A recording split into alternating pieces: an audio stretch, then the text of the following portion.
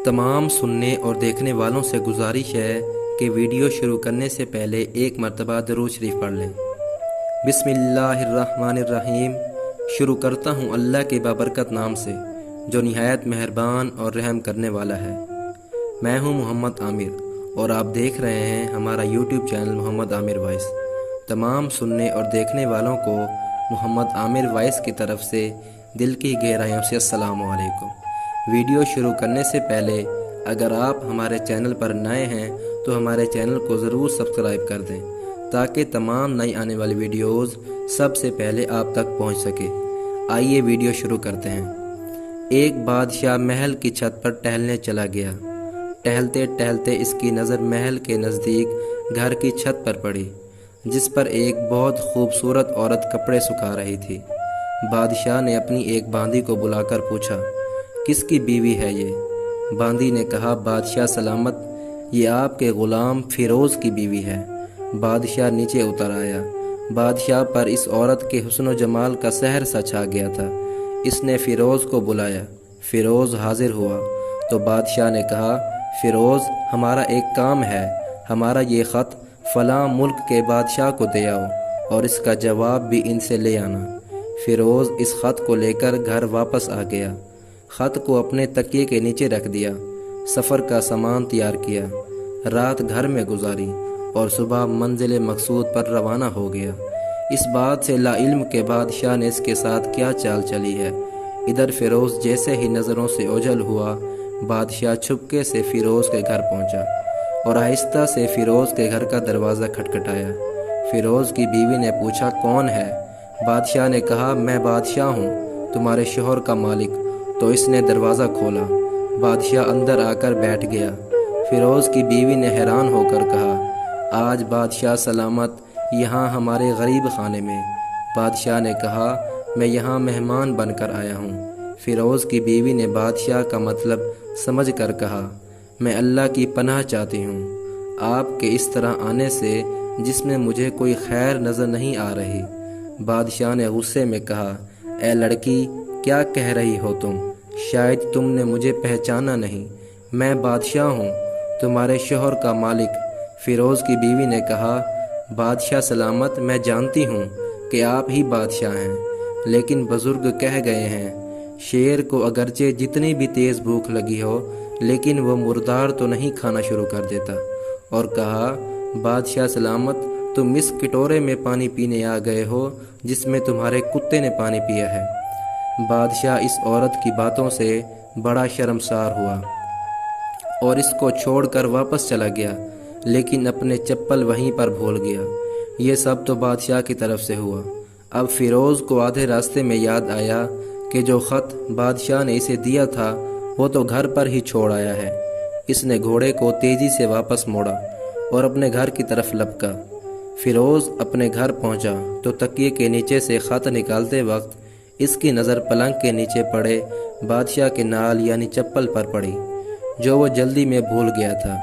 फ़िरोज़ का सर चकरा कर रह गया और वो समझ गया कि बादशाह ने इसको सफ़र पर सिर्फ इसलिए भेजा ताकि वो अपना मतलब पूरा कर सके।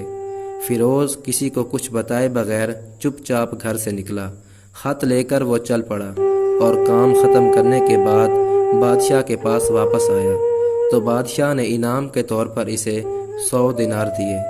फ़िरोज़ दिनार लेकर बाज़ार गया और औरतों के इस्तेमाल के कीमती कपड़े और कुछ तहाइफ भी ख़रीदे। घर पहुंचकर बीवी को सलाम किया और कहा, चलो तुम्हारे मेके चलते हैं। बीवी ने पूछा, ये क्या है? कहा, बादशाह ने इनाम दिया है और मैं चाहता हूँ कि ये पहन कर अपने घर वालों को भी दिखाओ। बीवी, जैसे आप चाहें। बीवी तैयार हुई और अपने वालिदैन के घर अपने शौहर के साथ रवाना हुई। दामाद और बेटी और उनके लाए गए तहफ़ को देखकर वो लोग बहुत खुश हुए। फ़िरोज़ बीवी को छोड़कर वापस आ गया और 1 महीना गुजरने के बावजूद न बीवी का पूछा और न उसको वापस बुलाया। फिर कुछ दिन बाद इसके साले इससे मिलने आए और इससे पूछा, फ़िरोज़, आप हमें हमारी बहन से गुस्से और नाराज़गी की वजह बताएं या फिर हम आपको काजी के सामने पेश करेंगे। तो इसने कहा, अगर तुम चाहो तो कर लो, लेकिन मेरे ज़िम्मे ऐसा कोई हक बाकी नहीं جو میں نے ادا نہ کیا ہو۔ وہ لوگ اپنا کیس قاضی کے پاس لے گئے تو قاضی نے فیروز کو بلایا۔ قاضی اس وقت بادشاہ کے پاس بیٹھا ہوا تھا۔ لڑکی کے بھائیوں نے کہا، اللہ بادشاہ سلامت اور قاضی القضاء کو قائم و دائم رکھے۔ قاضی صاحب، ہم نے ایک سرسبز باغ، درخت پھلوں سے بھرے ہوئے اور ساتھ میں میٹھے پانی کا کنواں اس شخص کے حوالے میں دیا تو اس شخص نے ہمارا باغ اجاڑ دیا، سارے پھل کھا لیے، درخت کاٹ لیے اور کنویں کو خراب کر کے بند کر دیا۔ قاضی فیروز کی طرف متوجہ ہو کر پوچھا، ہاں تو لڑکے، تم کیا کہتے ہو اس بارے میں؟ فیروز نے کہا، قاضی صاحب، جو باغ مجھے دیا گیا تھا وہ اس سے بہتر حالت میں نے انہیں واپس کیا ہے۔ قاضی نے پوچھا، کیا اس نے باغ تمہارے حوالے ویسے ہی حالت واپس کیا ہے جیسے پہلے تھا؟ انہوں نے کہا، ہاں، ویسے ہی حالت میں واپس کیا ہے، لیکن ہم اس سے باغ واپس کرنے کی وجہ پوچھنا چاہتے ہیں۔ قاضی، ہاں فیروز، تم کیا کہنا چاہتے ہو اس بارے میں؟ فیروز نے کہا، قاضی صاحب، میں باغ کسی بغض یا نفرت کی وجہ سے نہیں چھوڑا، بلکہ اس لیے چھوڑا کہ ایک دن میں باغ میں آیا تو اس میں نے شیر کے پنجوں کے نشان دیکھے تو مجھے خوف ہوا کہ شیر مجھے کھا جائے گا، اس لیے شیر کے اکرام کی وجہ سے میں نے باغ میں جانا بند کر دیا۔ بادشاہ جو ٹیک لگائے یہ سب کچھ سن رہا تھا اٹھ کر بیٹھ گیا اور کہا، فیروز، اپنے باغ کی طرف امن اور مطمئن ہو کر جاؤ۔ واللہ اس میں کوئی شک نہیں کہ شیر تمہارے باغ آیا تھا، لیکن وہ وہاں پر نہ تو کوئی اثر چھوڑ سکا، نہ کوئی پتا توڑ سکا اور نہ ہی کوئی پھل کھا سکا۔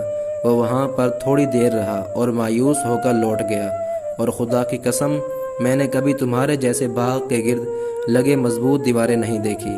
تو فیروز اپنے گھر لوٹ آیا اور اپنی بیوی کو بھی واپس لے لیا۔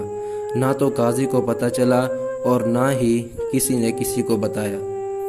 ناظرین، اس امید کے ساتھ اجازت چاہوں گا کہ یہ ویڈیو آپ کو پسند آئی ہوگی۔ اگر ویڈیو آپ کو پسند آئی ہو تو اسے شیئر اور لائک ضرور کر دیں، اور مزید ایسی ویڈیوز کے لیے ہمارے چینل کو ضرور